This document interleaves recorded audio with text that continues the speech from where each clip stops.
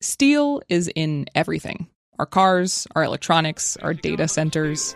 Can you imagine what would happen if a great magnet suddenly wrenched all steel from our daily life? This clip is from a documentary released in 1938. It's called Steel, Man's Servant. How could we travel? How could we farm? How could we even communicate with one another? What would become of all industry? What indeed would become of all of us? Today, we're even more dependent on steel. But making steel is dirty. Most of the world's steel is made using what's called a blast furnace, which looks like a cross between a Dickens-era factory and a scene from Dante's Inferno. As you might imagine, it's a process that takes a lot of energy. Everything starts with coal. You have to superheat it to 2,000 degrees.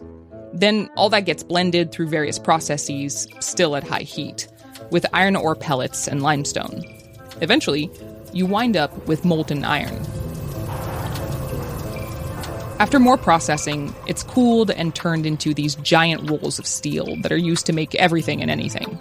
Railroad tracks, ships, steam engines, skyscrapers, cars, the microphone I'm speaking into right now. It's safe to say that steel is the very foundation of our modern world.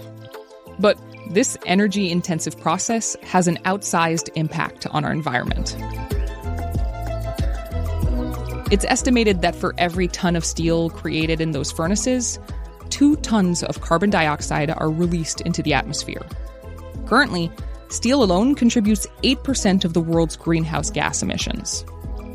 But figuring out how to get carbon emissions out of steel is a lot more complicated than just putting solar panels on top of a steel plant. You can't just plug into a renewable energy source and fix the problem. The process itself requires something different.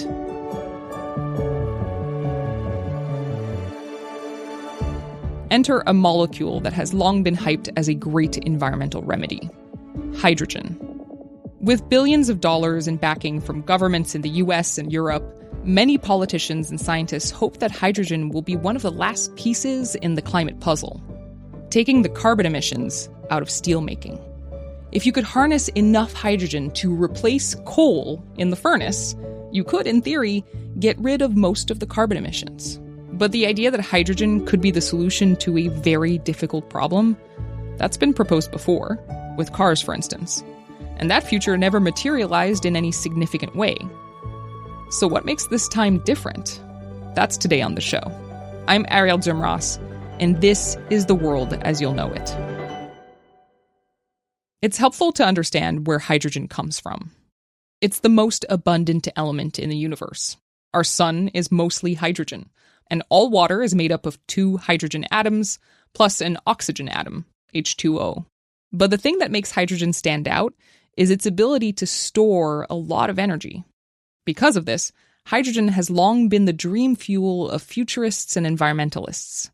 One of the first internal combustion engines was run on a hydrogen mixture. Airships and zeppelins ran on hydrogen. And then there was this dream that hydrogen fuel would be used for land transportation, namely cars and trucks. The new millennium saw a flurry of hype around cars that ran on hydrogen fuel cells. Toyota was developing a hydrogen car. GM worked on a hydrogen version of its famously gas-guzzling Hummer. And in 2004, California Governor Arnold Schwarzenegger announced a green energy plan called the Hydrogen Highway. We will not just dream about the hydrogen highway. We will not just dream about the hydrogen fueling stations. We will not just dream about the hydrogen cars. We will build it. If you search online for hydrogen cars, you'll find endless videos of enthusiasts literally drinking their exhaust. We have a little sip. Smells like the future. Because when hydrogen is used to power a vehicle, the only byproduct is water. California committed more than $250 million toward its so-called hydrogen highway. But now, the highway has hit a dead end. There are only around 50 publicly available fueling stations in the whole state. There was a time where there was an exploration of using hydrogen a little bit more widely. In the early 2000s, under President Bush, there was this push to start getting away from our dependency on oil and start using a more locally produced source for cars.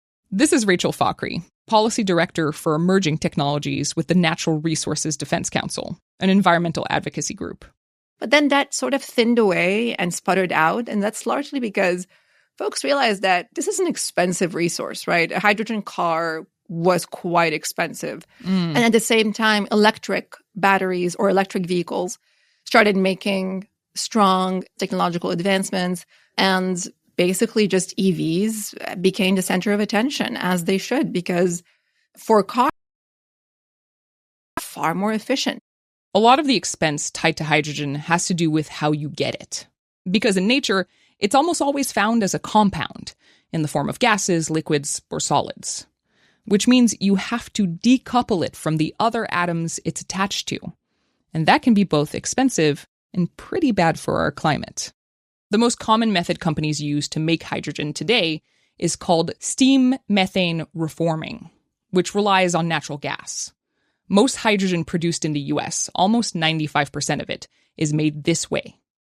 The method uses superheated steam to interact with natural gas under high pressure, producing 3 byproducts: hydrogen, carbon monoxide, and carbon dioxide. Making hydrogen this way currently accounts for between 2 and 3% of global carbon emissions. But there's another method for producing hydrogen that can be climate friendly. It's called electrolysis. And chemically speaking, it's pretty simple. The process is essentially you run an electric current through water, split it into its constituents, get the hydrogen out. That's it. Electricity and water. The machine that does this is called an electrolyzer. Electrolyzers can range in size from small enough to sit on a desktop to large enough that it needs a huge facility. These large electrolyzers can produce more than 8 tons of carbon-free hydrogen a day.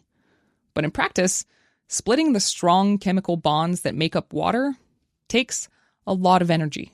One large-scale hydrogen project could consume as much power as a mid-sized city.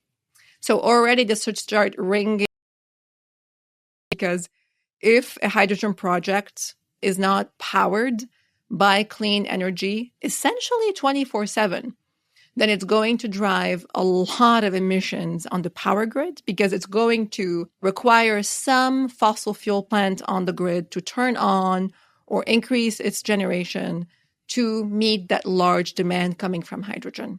And just to give you a sense of how big of a risk this is, a hydrogen project that produces hydrogen from water, if it's powered by a dirty grid, could be twice as bad as the hydrogen that we produce today from natural gas. Twice as bad. Industry experts have developed this color-coded scale to help people understand how clean their hydrogen is. It starts with black, which comes from burning coal. Then there's gray and blue and turquoise, which come from various processes using natural gas. There's also a specific color for nuclear. But the color we really want to focus on in this episode, and the big goal for decarbonizing our economy, is green hydrogen. This is hydrogen produced using only water and renewable electricity, in a process that produces no carbon emissions. And if the power that you're using is renewable,